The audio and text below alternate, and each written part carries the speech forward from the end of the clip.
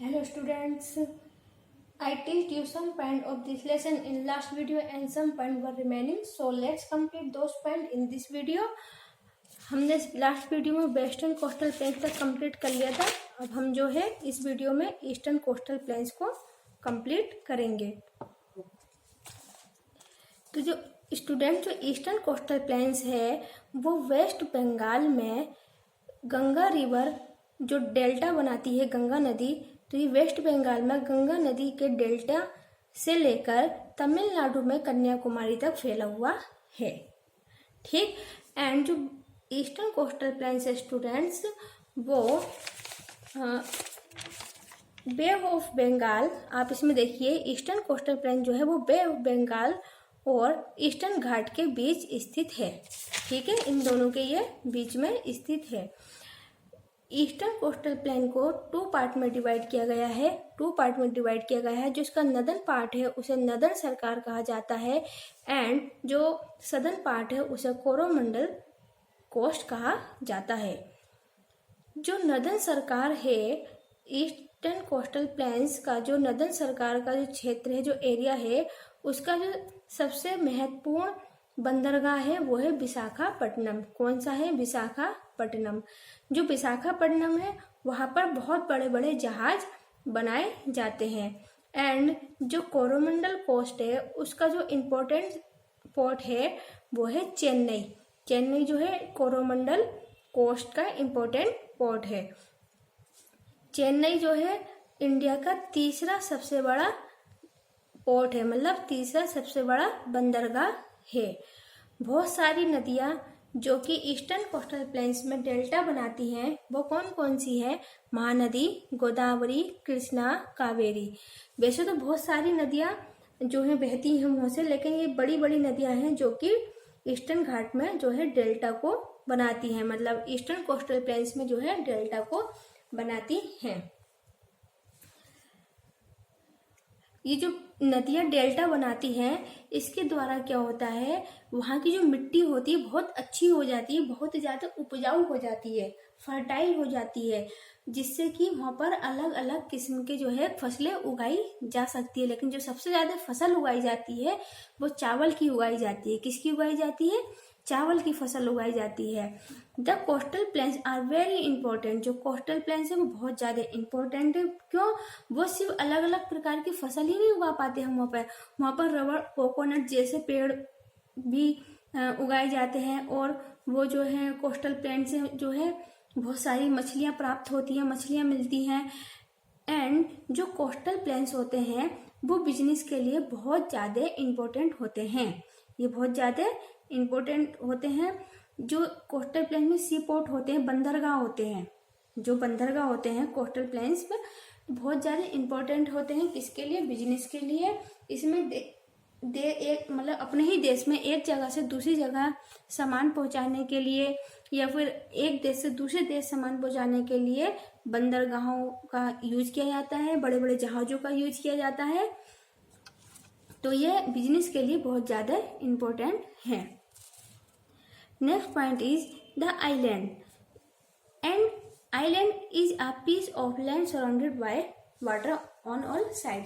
जो आइलैंड है वो जमीन का एक हिस्सा है, भूमि का एक पीस होता है जो कि चारों ओर पानी से घिरा हुआ होता है। हमारे इंडिया में बच्चों वैसे तो बहुत सारे छोटे बड़े आइलैंड है, बट दो आइलैंड जो हमारे इंडिया के दोनों साइड स्थित है, ईस्ट और वेस्ट में, तो वो कौन कौन से हैं?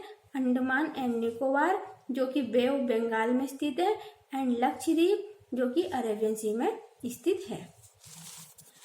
Next point is Andaman and Nicobar. Next point is Andaman and Nicobar. जो अंडमान एंड निकोबार आइलैंड है वो बे ऑफ बंगाल में स्थित है। They contain about 394 island. इस आइलैंड में लगभग 394 आइलैंड है, छोटे बड़े बहुत सारे, कुल मिलाकर के 394 आइलैंड है, जिसमें से ज़्यादातर आइलैंड तो ऐसे हैं स्टूडेंट्स जो सिर्फ घने जंगलों से ढके हुए हैं, वहाँ कोई नहीं रहता। सिर्फ कुछ आइलैंड ऐसे हैं जहाँ पर आबादी है, लोग घूमने जाते हैं, लोग रहते हैं। अंडमान निकोबार आइलैंड का जो नदन पार्ट है उसे ग्रेट अंडमान कहा जाता है एंड जो सदर्न पार्ट है उसे निकोबार ग्रुप कहा जाता है। The southern most point of Andaman and Nicobar island is called Indira point. Andaman Nicobar island का जो सबसे ज्यादा साउथ का पॉइंट है, सबसे ज्यादा साउथ की ओर जो पॉइंट है उसे इंदिरा पॉइंट कहा जाता है।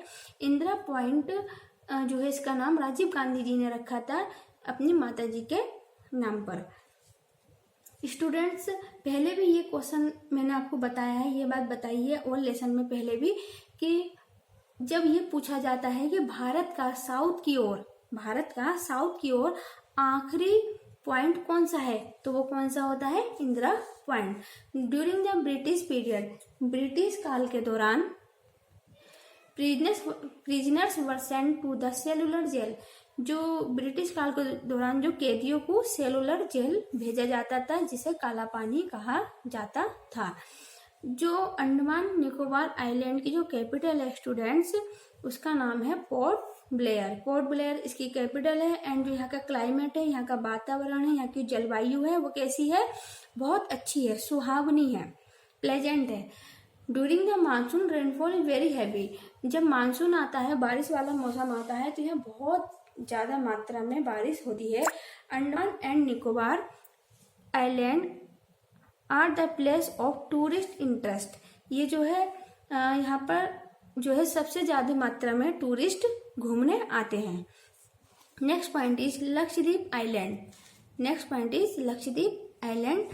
जो लक्षद्वीप आइलैंड है वो स्मॉलेस्ट यूनियन टेरिटरी है। क्या है ये? स्मॉलेस्ट यूनियन टेरिटरी है इंडिया की। It is a group of 36 island. ये जो 36 आइलैंड का ग्रुप है, जिसमें से 36 आइलैंड है लक्षद्वीप आइलैंड में, जिसमें से लगभग सिर्फ 10 आइलैंड ऐसे हैं जहाँ पर लोग रहते हैं, आबादी है, और बचे कुछ 26 आइलैंड जो है जो कि घने जंगलों से ढके हुए हैं। एंड जो लक्षद्वीप आइलैंड है उसकी जो कैपिटल है उसका नाम है कावारत्ती। क्या नाम है? कावारत्ती।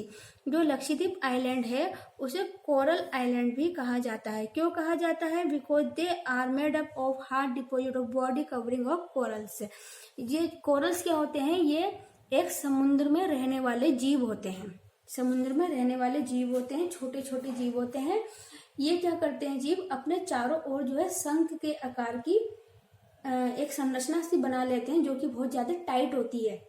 इसी तरह से ये जीव जो है, ये एक जीव नहीं, ये कई सारे जीव, लाखों हजारों लाखों जीव, करोड़ों जीव जो है एक दूसरे से चिपके हुए होते हैं, एक दूसरे के ऊपर चढ़े हुए होते हैं। तो जिस कारण जब ये एक दूसरे से चिपक जाते हैं, चढ़े हुए होते हैं, तो ये बहुत ज्यादा कठोर हो जाते हैं, बिल्कुल जमीन की तरह ये बहुत ज्यादा कठोर हो जाते हैं। और ये जीव जो है चलते नहीं है कि एक स्थान से दूसरे स्थान पे चले जाते हैं, नहीं, ये जहां पर होते हैं वहीं पर रहते हैं। बस ये एक के ऊपर एक चढ़ते चले जाते हैं और एक टाइम बाद ये बहुत बड़ा अपना रूप धारण कर लेते हैं, बहुत बड़े हो जाते हैं, जिस पर ये जो है लक्षद्वीप आइलैंड बना हुआ है। एंड जो लक्षद्वीप आइलैंड की जो क्लाइमेट है वो बहुत अच्छी है, वो भी प्लेजेंट है, बहुत सुहावनी है। ये जो यहाँ का मेन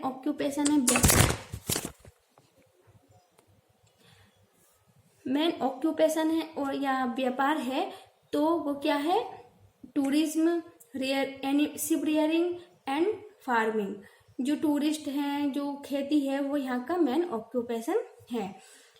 एंड जो लक्षद्वीप आइलैंड है स्टूडेंट्स, वहाँ पर जो मेन रूप से जो क्रॉप्स फसल उगाई जाती है वो है कोकोनट की। किसकी है? कोकोनट की। कोकोनट के अलावा यहाँ पर sugarcane, jackfruit, fruits, vegetable ये सब भी उगाए जाते हैं। जैक फ्रूट मीन्स कटहल। ये कुछ पॉइंट है स्टूडेंट्स लेसन के। On the physical map of India mark the following. हमें इंडिया के जो फिजिकल मैप है उस पर इन पॉइंट को जो है मार्क करना है। तो ये 3 पॉइंट है। First is Arabian sea and Lakshadweep island, second bay of Bengal and Andaman and Nicobar island, third is the ports Kandla, Mumbai and Visakhapatnam. Students ये मैप है। अभी तो मेरे पास स्टूडेंट की पॉलिटिकल मैप है, फिजिकल नहीं है, बट आपको जो है पॉलिटिकल मैप में ही इसे भरना है। तो मैं आपको बता दूं, फर्स्ट पॉइंट था अरेबियन सी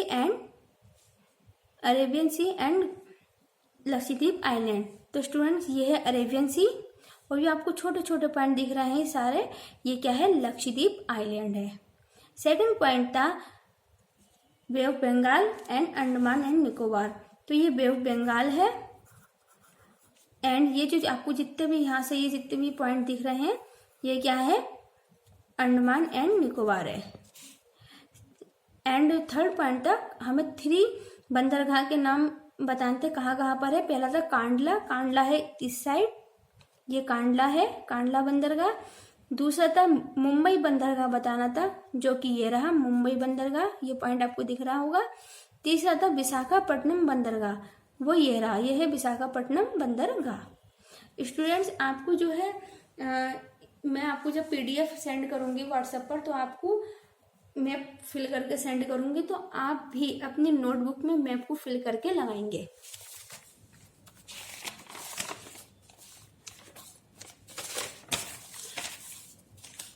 स्टूडेंट्स ये लेसन अभी और लंबा है, तो हम इस लेसन के जो अदर पॉइंट है वो नेक्स्ट वीडियो में कंप्लीट करेंगे। Okay, take care, good bye.